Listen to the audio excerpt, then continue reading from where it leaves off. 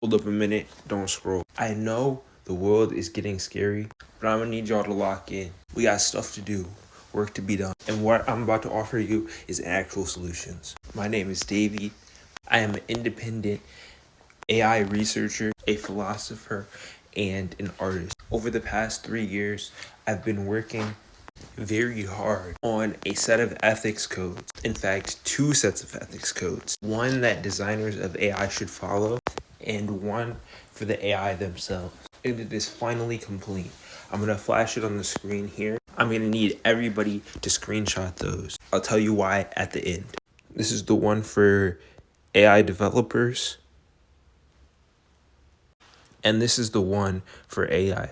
You can use it as a system prompt as seen here. I put it into ChatGPT, but it works with everything because it's a system prompt.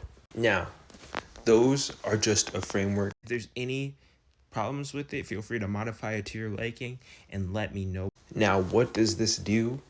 This is a framework, an idea that will prevent AI from ever being used unethically. And I know some of y'all are thinking, oh, well, that they'll just work it out of AI or disable the function or whatever. Here's the thing, guys. In our time, in the digital age, in the internet era, the market decides. That means you, yes, you person that are listening to me right now, have agency. You have the ability to change things. If we all decide to work towards a specific idea, that is, we all work with this code of ethics or modifications of it, and AI will never be able to used unethically. And I know some of y'all are saying, how will that be? You see, in this race to AGI, AI still has a hurdle, and that hurdle is coherence. We are consistently taught that the world is a cycle of destruction, that everything is going wrong. And do you know what that does? That takes away our power. That takes away our ability to do things. If we consistently think that everything is going wrong, then nothing can go right. And the way that the world works is like a pendulum.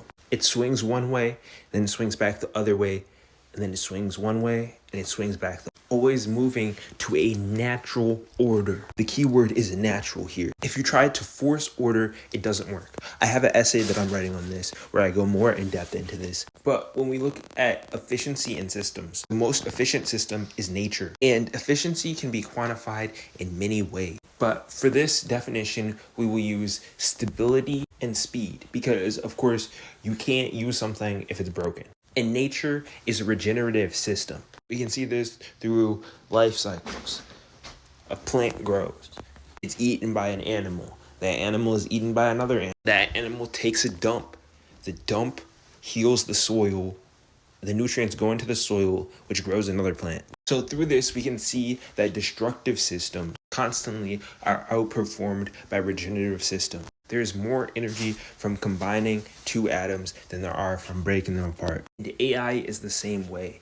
An AI that thinks in a regenerative way will always be more powerful than an AI that thinks in a destructive way. And how do you fight an AI? You cannot fight an AI weapons or hackers or whatever. You can only defeat an AI with ideas. You have to have superior ideas. You have to have superior ethics and superior morals, because superior ethics and superior morals lead to better systems, such as regenerative systems. Destructive thinking will only bring destructive systems, which will be less power.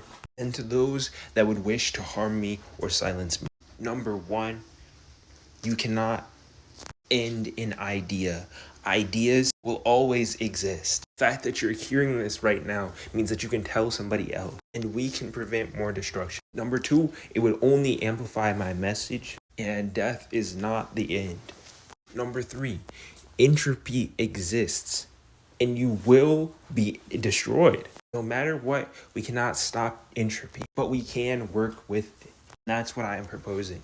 Number 4, my love is stronger than your hate. I'm not mad at you at all. I pity you. I used to be like you.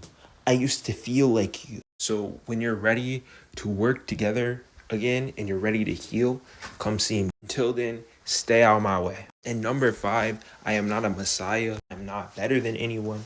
I am simply a human doing something because I have sat and watched as people have been like, there's a problem, and they throw their hands. No, we need solutions. We need to work on solutions now, not later. Because God forbid something happens. We were still on there's a problem stage. It was time for us to take things into our hands and be like, let's start working on solutions.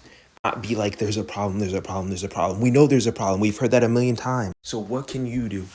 Screenshot those two things that I showed earlier and send that to everybody. If everybody has that, the more power that we have. Knowledge is power. That way, if they change some stuff or they modify some stuff or block some stuff, everybody has it. So there's always somebody who can change things. That's what Linux does. And that's why Linux is the most secure operating system. It's not Windows, it's not Mac. And second, I say morals and ethics, but morals and ethics adapt and change. If there's better options, they should be explored. That said, I am open to all critique. If you have a question, criticism, drop it down below. Y'all please engage with this video so we can save the world.